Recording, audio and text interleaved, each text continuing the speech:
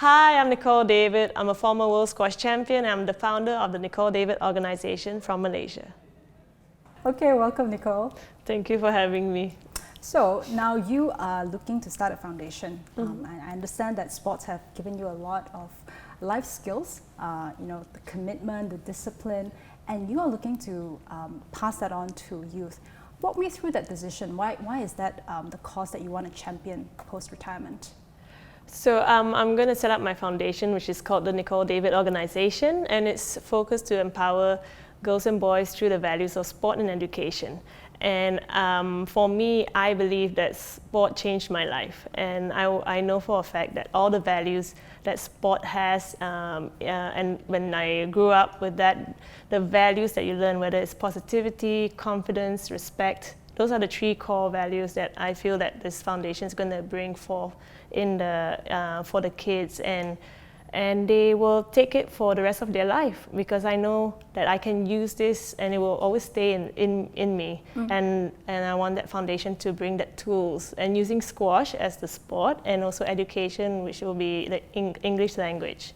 And I believe English proficiency is so important for children in Malaysia, and we hope to see more Malaysian kids that have that proficiency in English to help them in their further education or in their workspace in future, and to give them better opportunities. So with those two, to combine the two, I hope to bring this environment that they feel like comfortable growing, and that's my real take. When I finish playing squash, I always felt that I have something more to offer, and what squash has given me, I want to use my experience and give that back. And the foundation was the first thing that really crossed my mind, and these children could benefit from sport just as much as I did. It resonates with me that you want to bring that for youth.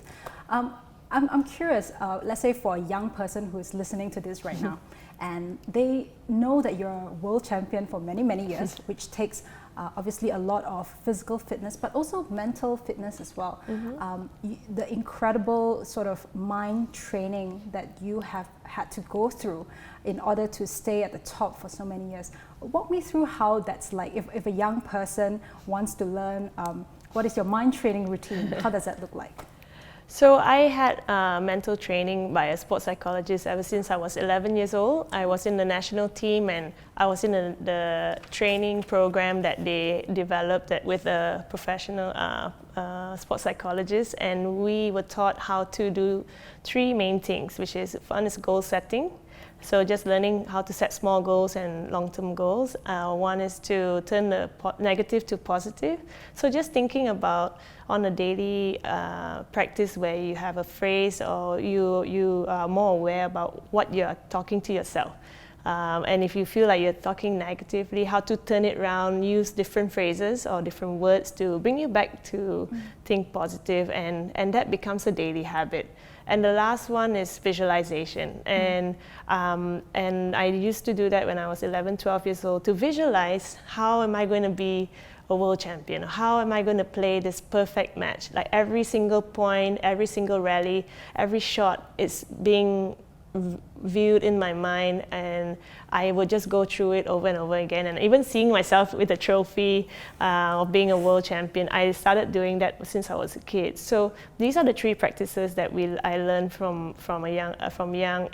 But for anyone who wants to practice this, it's actually not just for athletes; it's for everybody. And we all have a strong mind to begin with. Why not build it?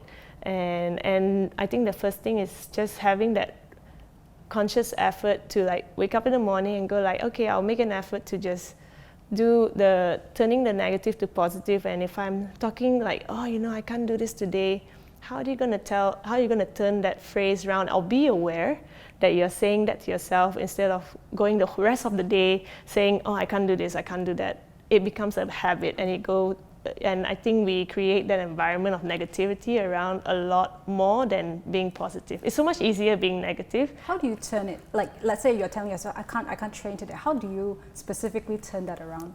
Yeah, so I will have an example where on the day I will just wake up going, oh, I'm so tired, my body is not moving, and I just can't get out of bed. But I'll tell myself, this is the only time I can really make this day happen, because if I don't do this day right, I will prolong the process of getting better or improving myself to get to my goal. So this day counts. So I'm going to make the most of it, even though I'm feeling down and out.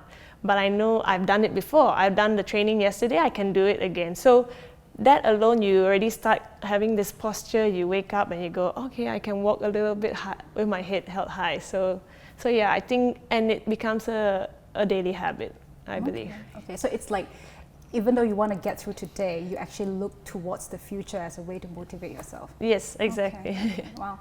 And what about when you don't do well? Let's say you lose a really important match, right? What is that conversation you have with yourself?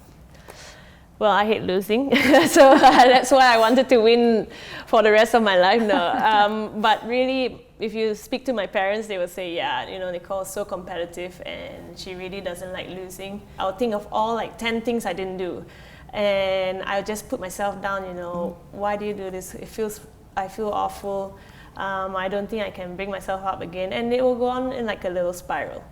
And that was the beginning of my phase when I was a younger pro player, and it went harder to get to know why am I in that space so long. So then it took me a while to go like, okay, the next day I will just be a little better, and I will talk to my coach, and she'll say, look, let's go through your match. And I'll be like, no, I don't want to hear all the mistakes that I made. I really don't want to hear it. I'm really feeling down. But she said, look, this is the most important thing, because we have to go through what went wrong, what were you thinking, and then we can identify how we're going to find solutions, and then make an action plan and move forward. This is in the past. Now we're going to move forward. And we have to do this, because that's going to help you grow. And I went, right, you're right. No matter how painful it is to hear your mistakes or what you've done wrong, I learn the most when I get that process done, and then I go into the next phase, and that is to find that solution, but then train again. Train the different areas that I need to focus on to get that stronger, so that it won't happen again. And that takes time and planning and the process again. How do you put yourself in that mind space to accept criticism when it's obviously not fun to have criticism sometimes? Yeah, take it, but also learn that it's all constructive criticism, or if it's not, you understand what's right and what's not. So in your gut, it's right. And if that person told you something and that is brought forward, acknowledge it, and then go, yeah, okay, take your time. Don't react there, but at least absorb it and then move forward and go, right, this makes sense. Now I should look at it and work on it better. Well, we talk about failure, but you obviously have experienced a lot of success. You became world champion at the age of 22. You won the first world championship. And that is something you have worked so hard for so many years, and suddenly you've achieved that dream. What happens? What is that journey like once you hit that dream? It's so surreal. Your life, you only just dream of being a world champion and then being world number one. And you just train your hardest to get there. And you have all these set plans, and you're thinking like, I have to get there. And then you immediately get there. Most of us don't, but you did, yes? No, but really, it's like for anybody in their work or in their school, if they get there, they get to their college. And for me, got to being world number one and world champion for the very first time. It just was all a blur. It was just me with the trophy, and I was still like, I got no words. It's just so surreal. It's all happening all at once, and I really didn't know what it should feel like. But I was in cloud nine, and for a long time I couldn't really find the ground, because it all happened so fast. But then when you reach there, and then I think a few weeks later, I still go, did it really happen? And what do I do next? Where do I go? Nobody actually tells you in a playbook how do you be world champion, next step. And so I had to figure it out myself, and it was a place that I felt really lost, and I just didn't know what was next for me. And I was losing matches. I was not in a good state. I was very down, and also I was expecting myself to be something else. I thought I had to be another person. I had to be a better person. If you're a world champion, you're expected to be this much better or this much, like you have to act differently. So I was also lost in the fact that, do I need to be something else? So all these things happening in my mind while I still have to compete, while I still had to perform. So that first half of the year, I was just losing matches. I went down the ranking straight after, I think, and it occurred to me when I took a little bit of time off, maybe like 2-3 weeks of just time away from squash. I spoke to my coach and also my sports psychologist and my family, and sharing with them how I was feeling. And they said, you know what, just be true to yourself. You don't have to be anything else. The person you are is what made you become world champion and world number one. So why change that? Now it's up to you of what you want to do next, what you decide. And I was like, yeah, you're right. So my coach and I, we just sat down and we redid new goals. We redid a new set of goals for myself to see how far I can push. So every year we will jot down what milestones we take to get to the next level, and then the World Championships will be the final event for the year. So we always work towards that progression, and that was it. And my mindset just switched, and I knew that now I have to work even harder. And now it's another step up of what I did before. Is now another ball game. So we had a team around that was positive. There was a stronger network in support system with my sports psychologist, my sports therapist, with working on my body, physical trainers. All these people came in to make sure every small detail was looked after, and then I could be pushing forward towards what I need to do in the tasks that I had and all the plannings that we need to do along the way. And you stayed world number one for 8 years. And at one point you decided that, okay, you're going to retire. Yeah. How did you reach that point? What was the thinking behind it? So when you are at the top for so long, you don't realize how much energy or of effort that has been put into pushing yourself to the max. Every match, every training session, you're always 100%, and that takes a lot of effort. And my mind was starting to push to its limit. And when it came to a breaking point of me winning my last eight world title, I kind of felt something broke, and I didn't know it at that time, but I felt like something just went out of me. And when I took on the next year, it felt different, and I didn't know what, but I was just playing, training, going in the motions, and suddenly I just didn't get the wins. I suddenly didn't quite reach that finals, and slowly but surely I lost my world number one ranking, and I was like, oh, what am I now? Who am I when I'm not world number one? And I've been there for so long. So how do I identify myself now? I have to work harder to get that back. But now it's it doesn't have purpose anymore. It had a different priority. Before, my purpose was to just be the best I can be, and now it's like I have to gain my happiness or my identity through being world number one, and that's not good. Right. So, but I was in denial. I was going through that for 2 years, and it came to a tournament in the US Open, and I lost to a player from Hong Kong, and I beat her all throughout my squash career, and that moment I lost to her. She played amazing, but I came out of that match in the second round, and my coach told me, or even asked the question, do you really want to play squash? Like, really, what do you want to do with your squash? And I was like, no, I'm going to play squash for another 5 years. What are you talking about? Why you asked me that question? And she's like, no, just go back and think about it. And literally, I went back to the hotel and I just burst into tears. And I realized that, I got nothing much left. The hunger was lost.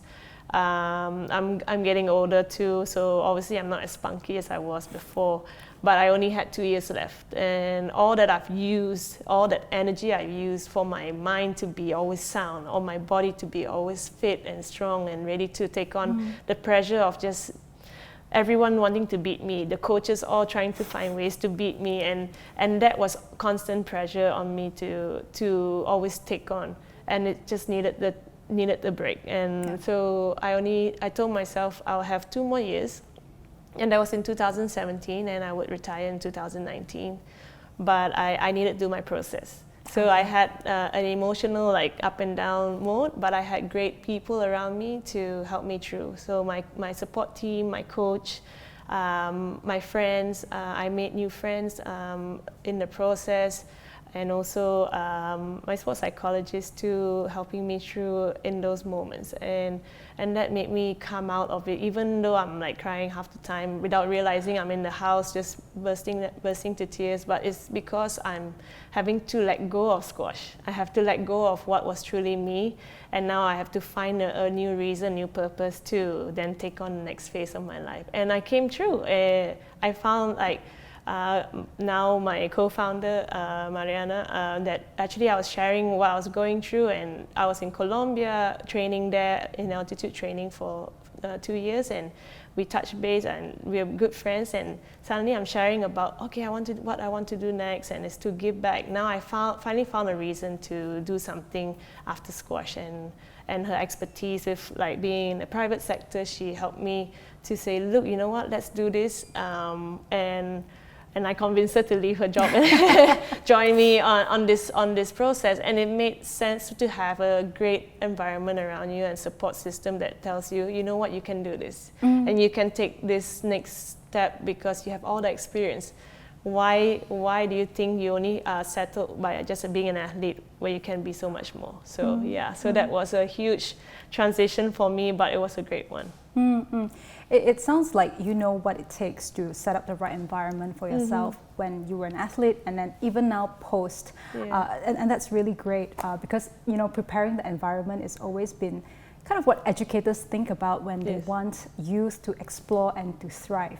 And you have mentioned your coach quite a few times. She sounds like... Her name is Liz Irving, by the way. Sorry. Liz Irving, yes. And she sounds like such a great influence on you. Now, in a way, you are switching from the doing to coaching, kind of. Not coaching athletes per se, but coaching youth to embrace what sports can do for them, the kind of attributes that squash helped you. So how do you think you're preparing for that switch? Is that something that you think you kind of have learned from the best, or you feel like, okay, it's going to be a bit of a learning curve for you? It will definitely be a learning curve, and I think in the beginning, obviously, I'm not a coach, I'm not a educator, but I probably hope to bring on a great team that can do that, and we can share that same sort of approach to life, and and I think it's gonna be definitely a process to learn from people around me. And even to this day, I think this last 2 years of my retirement has been such a learning curve in terms of doing a lot of motivational talks, learning how to even do a presentation, like those things you don't learn in squash, and I have to do a PowerPoint, those sort of things. People kind of forget that I'm not a business person, but I want to learn, and I learn from people that I'm setting my team together that are helping me through and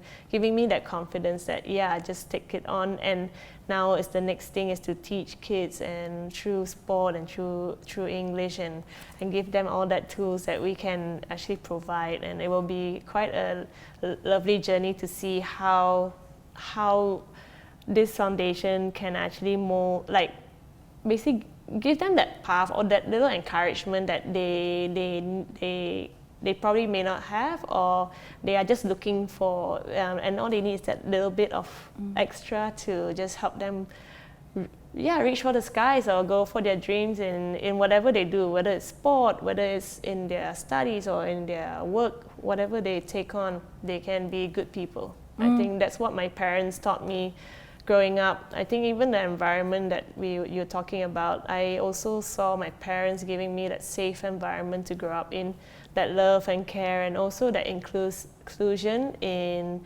decision making growing up. And that my dad was just sharing with us the other day that he never wanted us or never had any expectations from us, and in my mom as well. Both my mom is a teacher, my dad is a civil engineer, but was a civil engineer, and also a former athlete himself for Malaysia, and they had a good environment of positivity when we grew up. So when you see that in your family, you know that this is what you need to have around you. And I think they were my examples to create, and hopefully we can create that in this foundation too. I think that is so great because, you know, your identity for so long has been about being a squash player and being a world champion, and now you have a second phase of the purpose that you're looking for, which is to inspire youth of next generation. I know, it may sound cliche the way I say it, but it really resonates with me because it's something that, you know, I feel very strongly about. So, kind of as a closing, if there's something about what you do that you wish every youth, every child in the country will know about, what would that be? I would hope that every youth can just really stay true to themselves. I think nowadays we are so caught up with the noise around us, or what we should be, or what we are told to be, and it's so easy to fall into the wrong path. And I think being true to yourself is difficult, but at the same time, if you know yourself and you know who you are, it's so much better to just move forward and trust that this is going to be the right decision to make. And if it's your passion, if it's something you deserve or something you truly want, never let anyone tell you otherwise. And I think that's the biggest thing, and that any youth can actually carry that forward, because they don't need to be anything else. They just need to be themselves. And with that, thank you so much, Nicole, and I wish you all the best with the foundation for the sake of, well, the youth of the country as well. So thank you again. Thank you so much. Nice to be here sharing with all of you.